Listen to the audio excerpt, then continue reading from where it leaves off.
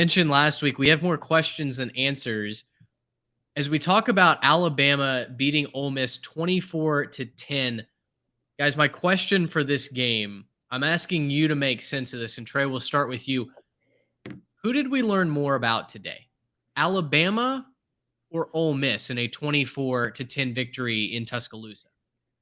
Well, I don't know that we learned much if you've been paying attention to both of these programs over the last couple of years, and especially, Ole Miss, because this was Ole Miss's best chance to beat Alabama in a long, long time. And instead of working on the game plan, their coach decided to poke the bear at his press conference and troll him. And I tweeted this out today. Lane Kiffin is way too self-absorbed to ever win anything of consequence in college football. And I'm going to need somebody to change my mind on that, because instead of taking things seriously, it seems like he'd much rather build his online persona than build a winning football team. And it showed today. He was outclassed. Alabama was down and out in this game, or in the season, right? Like, they are on the mat.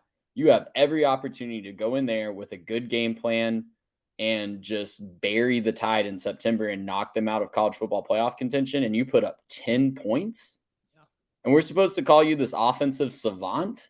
Like, I know Alabama has an elite defense. I know that. I'm not taking anything away from Alabama, and I'll talk about the winning team here in just a second. But I got to get my kick in on Lane while he's down, because he is the most overrated coach in college football. He gets all the media attention. The media fawns over everything he says, and he's doing all this stuff while he's not game planning. Like, there's just not enough time in the day to run a Twitter account for your dog that talks to your Twitter account and still put in a good game plan. All right, I'm done ranting about that. Alabama's defense was elite.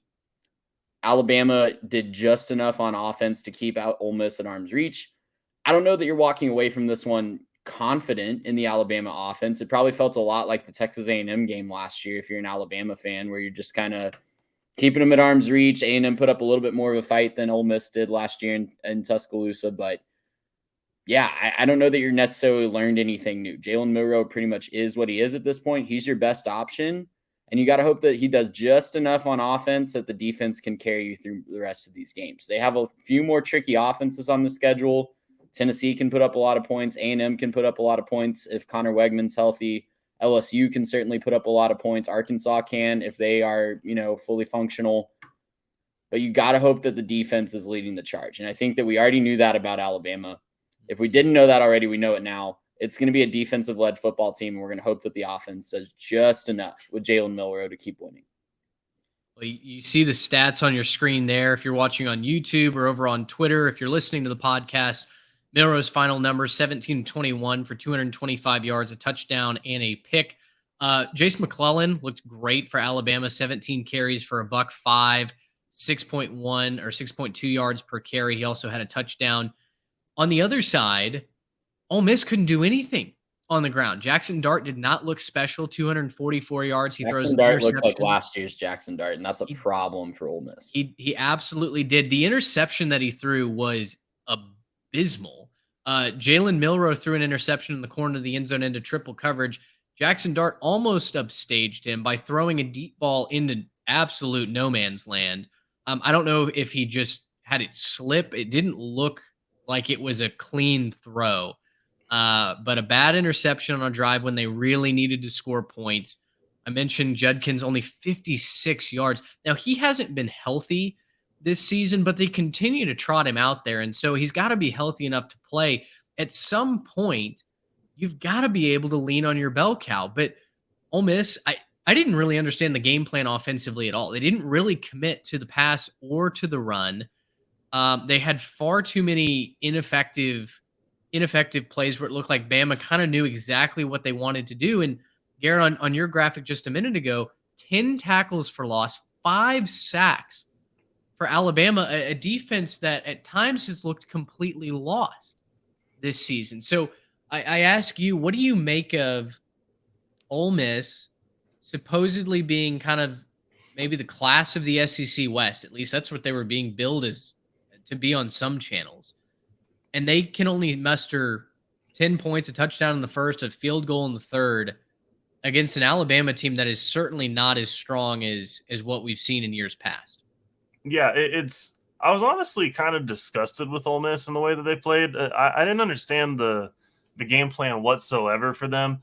You know, they come out there and you mentioned it. Quinshawn hasn't been healthy, but he's by far the best player on their roster when he's healthy, and when he's playing well, he's absolutely their best offensive weapon. And you have to find ways to get him the ball. So if he can play, you want him to play, and unless there's some like snap count that he's on somewhere behind the scenes, letting him touch the ball 13 times makes zero sense to me.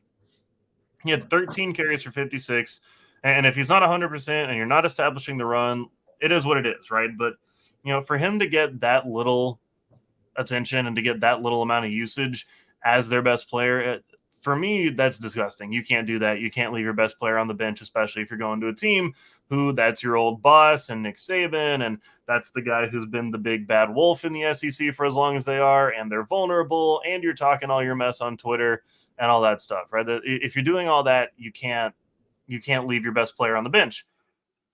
Now, talking about Jackson Dart, he did not have a very good game. And I've talked about, you know, the last couple of weeks, just looking at some of the stats, thinking, oh, I think that it's probably Daniels and Dart and Wigman as the top three in the SEC. Well, that list probably shrunk today for two different reasons. Wigman may not be healthy. I don't know what his situation is. We're still waiting to see what happens with him. But Dart did not play well in the big spot. He played well against Tulane, and that's a big game in some ways, but he did not play well in the big spot against Alabama. That interception you're talking about, Mitch, it almost reminded me of what happens in a high school game when a quarterback isn't strong enough to throw it all the way down there, because that ball came up like 5 or 10 yards short of where his receiver was running. It looked terrible, and I'm sure that he's not just like so weak that he can't throw it there, but something was wrong with the way that ball came out.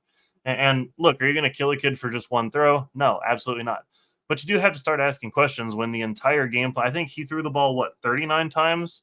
He threw the ball a whole lot of times, and then Quinshawn gets 13 touches. I don't get the game plan. You know, Bama's defense played really well, 5 sacks, 10 tackles for loss. If you do that, you're doing something right.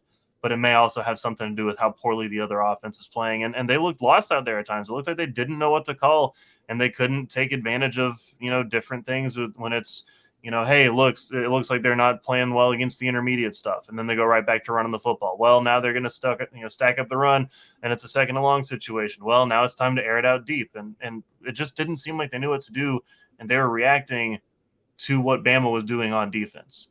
I was disgusted with the game plan. I thought it was terrible. Lane Kiffin should be ashamed of himself for talking all that mess and then putting on that performance that he did. So I'm not impressed at all. Maybe he should have watched more Pete Golding film. Yeah, maybe he would have been ready for the defense. Gosh, yeah, coming out and saying, oh, the guy who calls the defense actually isn't who you think it is, but we know who it is. The Mongolian, it's clown behavior. Let's just call it what it is. It's the Mongolian reversal. I'm done trying to protect Lane on that. We tried to stick up for him a little bit, right? We didn't say we loved him, but we weren't as much of a hater as we were on the last preview pod. Come on. Why continue to invest nuggies on Ole to Miss? The wolves with this guy? Just poor financial behavior. Peter Burns from ESPN tweeted succinctly what I think we are all feeling. Third straight year, Ole Miss has had the team to beat Alabama. Third straight year, Lane pokes the greatest of all time on game week for social buzz. Third straight year, Bama beats Ole Miss. When you put Alabama on a pedestal, not only does your team feel it, but so does Alabama. Time for a new approach.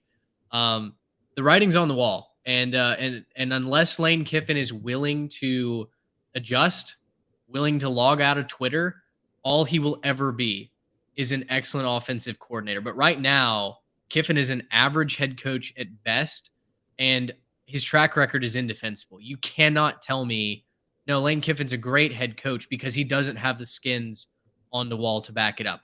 You've got to have a behavioral change in the Grove. Otherwise, Ole Miss will be nothing more than an 8-win, a 9-win team, always threatening to upset somebody, but never actually reaching that goal. Gracious him! How about that?